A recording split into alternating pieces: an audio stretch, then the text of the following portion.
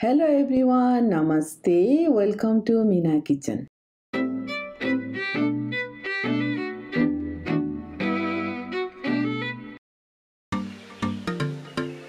आज म हामी सबैको लोकप्रिय खाजा चाउमिन बनाउँदैछु एकदमै सजिलो तरिकाले मेरो स्टाइलमा। आउनुस् मेरो स्टाइलको चाउमिन बनाउनतर्फ लागौँ है।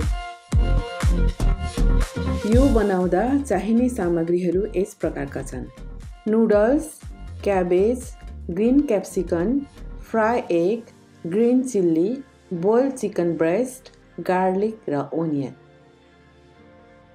यसै गरी अर्को इन्ग्रिडियन्ट्समा light soya sauce, oyster sauce, chilli sauce, vinegar, chicken cube, salt, chilli powder र पेपर पाउडर।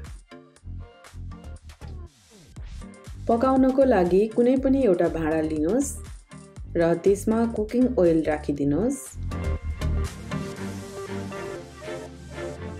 तेल तातिसकेपछि लसुन पनि राखिदिनुहोस् र यसलाई एकछिनसम्म चलाइदिनुहोस्। एकछिनपछि प्याजलाई राखिदिनुहोस् र एकछिनसम्म चलाइदिनुहोस्। लसुन र प्याज ब्राउन भइसकेपछि बोइल्ड चिकन ब्रेस्ट राखिदिनुहोस्। एकछिनसम्म फ्राई गरिसकेपछि चिकन क्युब राखिदिनुहोस्। यो चाहिँ बिल्कुलै अप्सनल हो। एकछिनसम्म चिकन ब्रेस्ट फ्राई गरिसकेपछि हजुरहरूलाई मनपर्ने कुनै पनि भेजिटेबल्स राख्न सक्नुहुनेछ। मैले भने बन्दा र क्याप्सिकम राखेकी छु।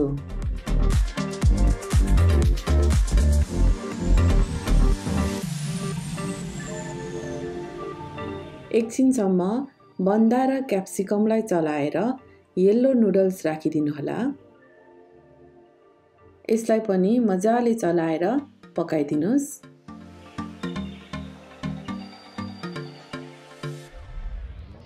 त्यसमाथि चिल्ली सस राखिदिनुहोस्।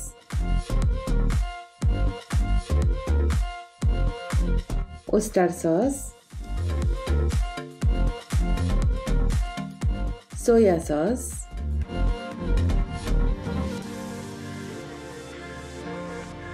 भिनेगर, यसरी क्रमशः राखी चलाइदिनुहोला।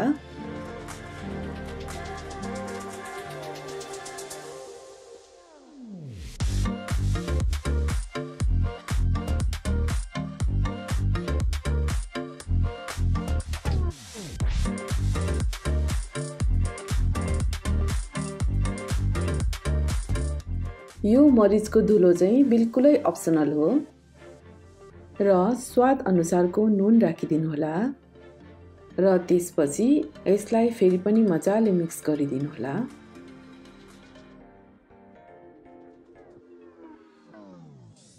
र अन्त्यमा फ्राई एग र ग्रीन चिल्ली राखिदिनुहोला।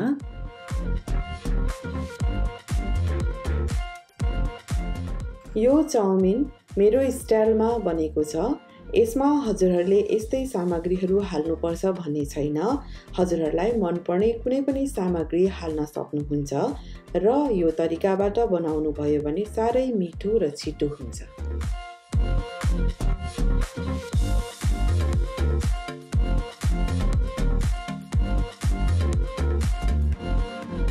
अब खानाको लागि भने मैले प्लेटमा सर्भ गर्दैछु।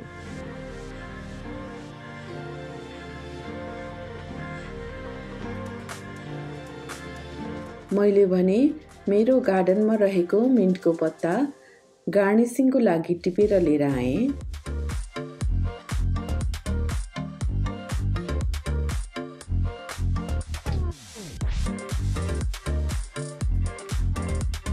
यसलाई सफा गरेर प्लेटमा राखिदिएँ।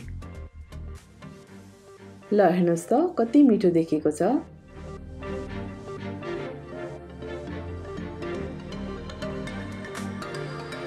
मैले भने आज दिउँसो खाजाको रूपमा मेरो हस्बेन्डलाई सर्भ गरेँ।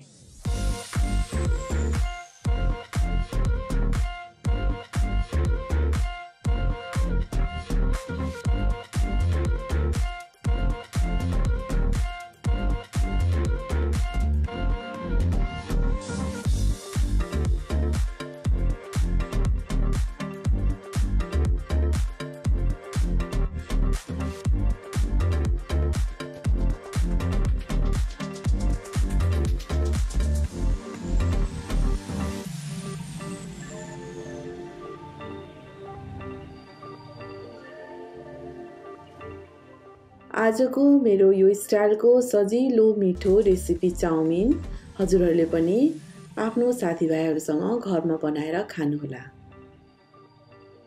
समय दिएर हेरिदिनु भयो हृदयबाट नै हजुरहरूलाई धन्यवाद दिन चाहन्छु। जहाँ रहनुहोस् स्वस्थ रहनुहोस्।